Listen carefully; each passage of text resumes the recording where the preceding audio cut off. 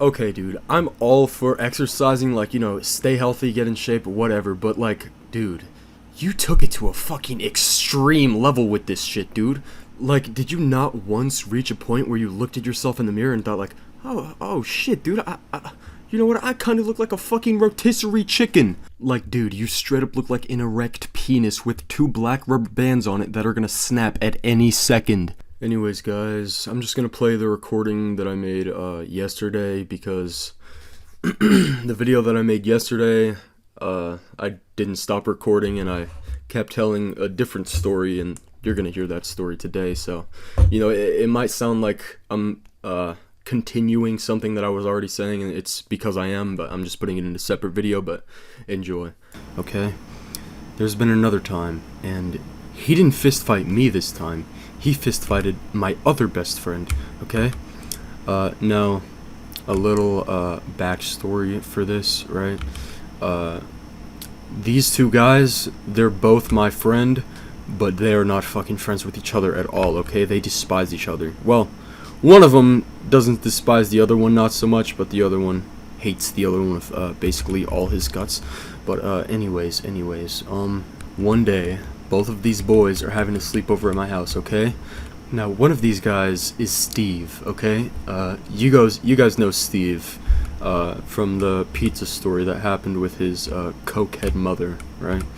And the other guy, his name is Michael Benjamin, okay? I'm just gonna call him Mike for the story, okay? So, this guy, Mike and Steve, right? Two of my best friends, they hate each other, okay? They hate each other a lot. On this day that they were having sleepover at my house, right? I only have 2 chairs in my room, okay?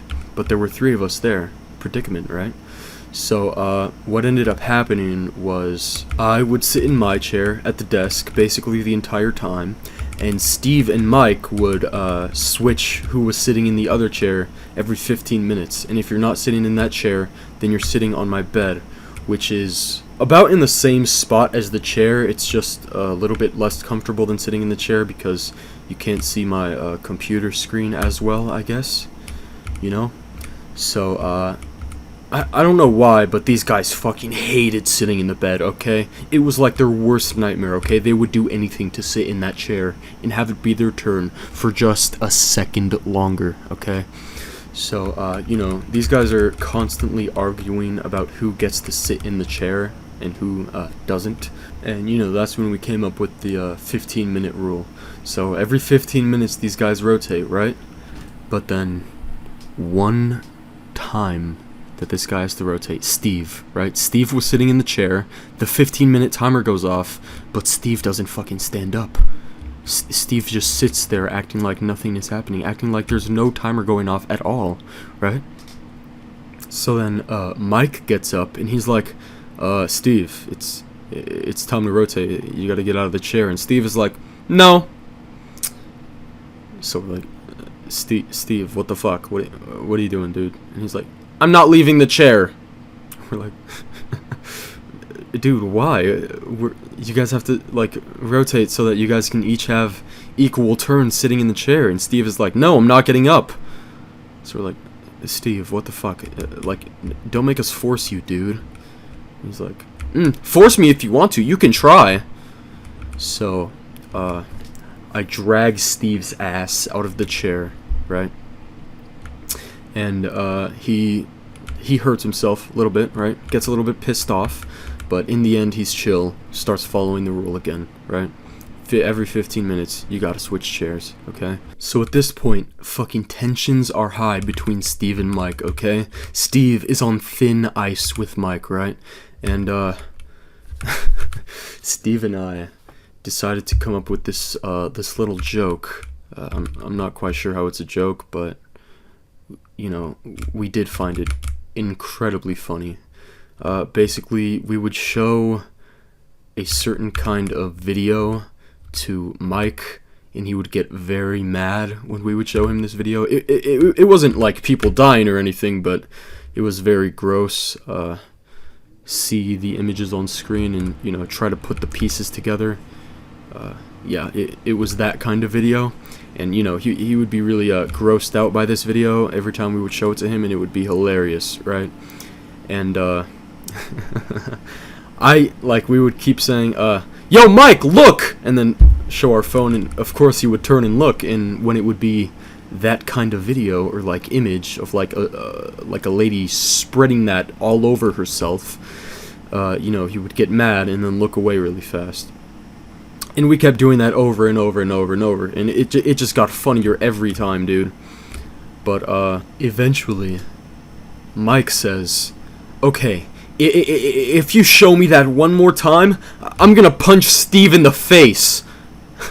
And then Steve is like, "Dude, I'm not even like the main one doing it. Rad is the one doing it mostly. Why don't you punch Rad in the face?" And Mike is like, "Because I'm scared of him, okay?" Because he knows how hard I punch Rad.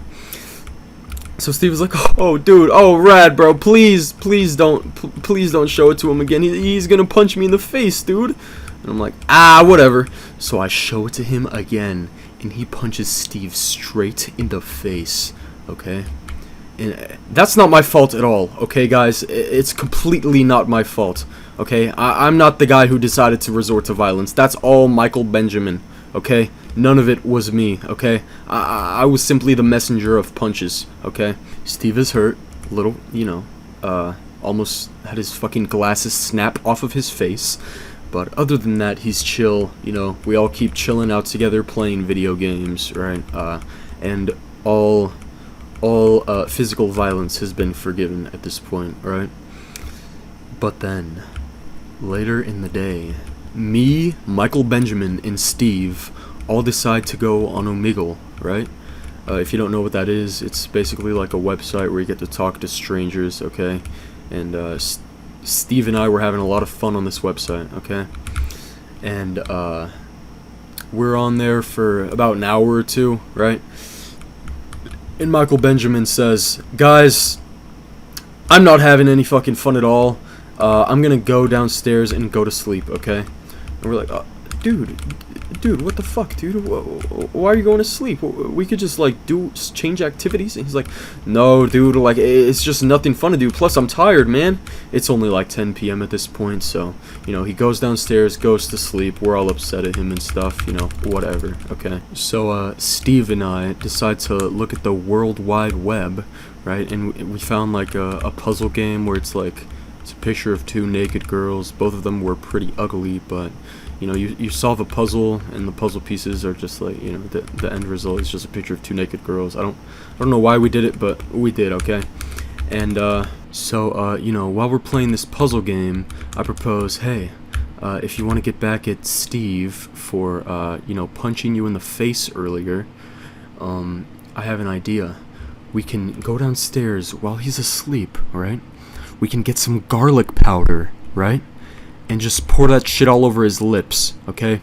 So when he wakes up, he's like, my mouth is fucking salty and shit. What happened? Why is my mouth filled up with garlic powder, right?"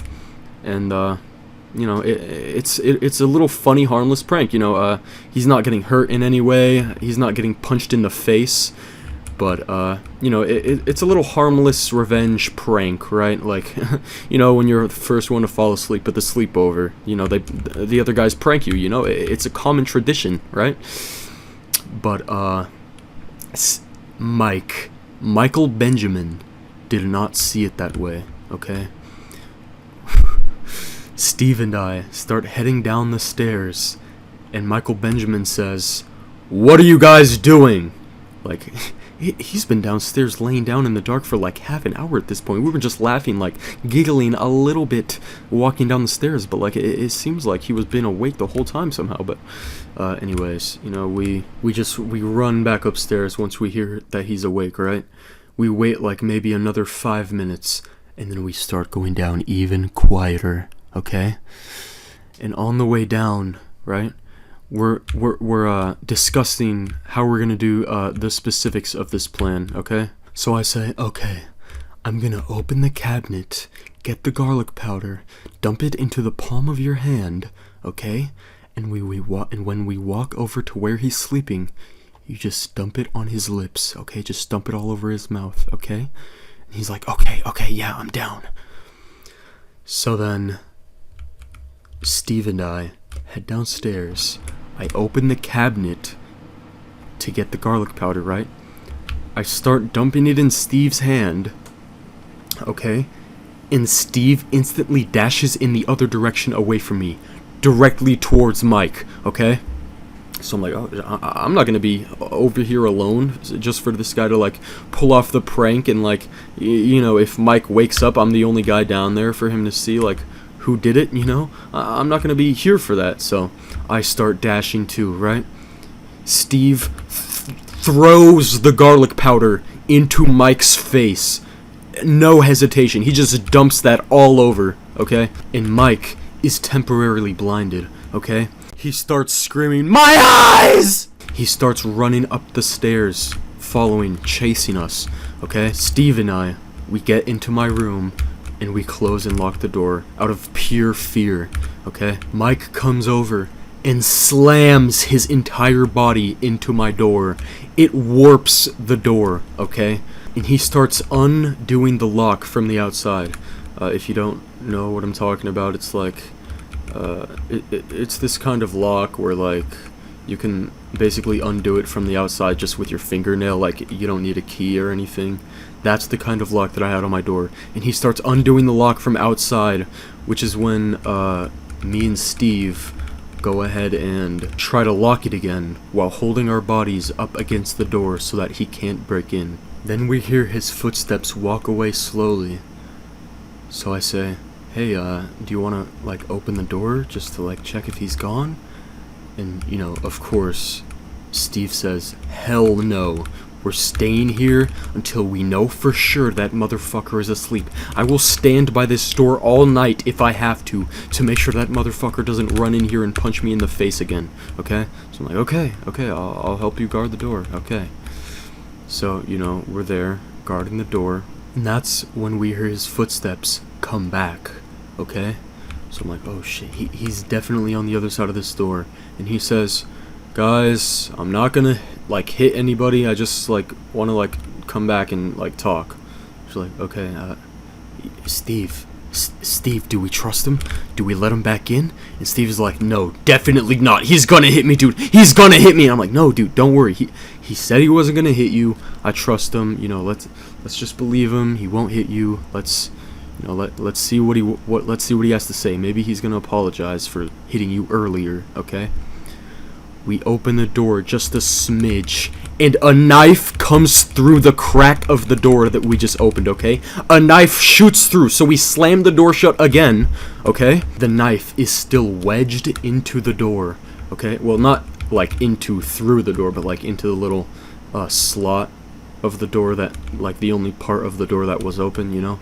Yeah, a knife is wedged in there, so we can't get the door shut and lock it anymore, okay? We literally just can't. So he's still trying to pry the door open with this knife and his bare hands and all of his body strength and weight, okay? But Steve and I are holding this shit down, okay? We are not letting a knife-wielding maniac into here, into my room, to come fucking stab us or something? I don't even know, dude. So we hear him walk away, but the knife is still, like, in the door, okay? The knife is still in the little slot of the door, but he's not there. So I start moving the knife with my hand, and nothing happens.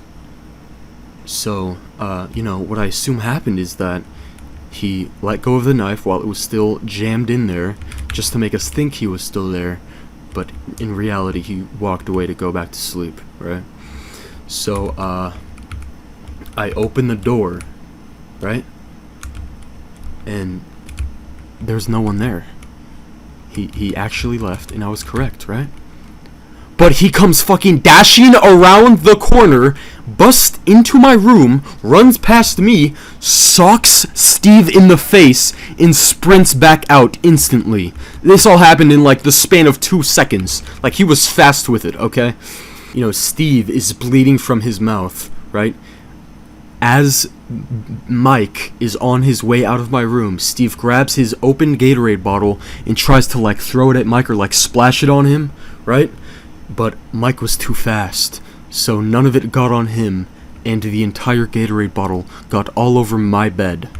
Which, you know, that shit kinda sucked, but anyways, that was pretty much the end of it. I mean, after that punch, you know, we were chilling. You know, nobody was really mad at each other. I mean, Steve was still mad at Mike, but you know, things had cooled off a little bit. We all went to sleep. Next day, we all went to the donut shop together, got some donuts, got some fucking smoothies, okay? And shit was peachy, okay? And you know, that's basically the end. Moral of the story, don't pour garlic powder in your friends' mouths. Don't show your friends women rubbing all over themselves. And don't take my fucking shit, okay? But anyways, yeah, I hope you guys enjoyed that story, or well, those two stories. And you know, I'll see you guys next time. Also, like and subscribe. Please like and subscribe. Got me in this party all up in a zone. Hottest bitties trying to take away my cell phone. Like, come and party. I've been trying to shake you off my mind, but just can't get you off me. Keep it moving. They ain't worth it. Yeah, that's what my father taught me. But for now, I'm going through the motions of letting go. Cause my mind's telling me yes, but my heart really don't know. Your heart went dark out of nowhere, yet I still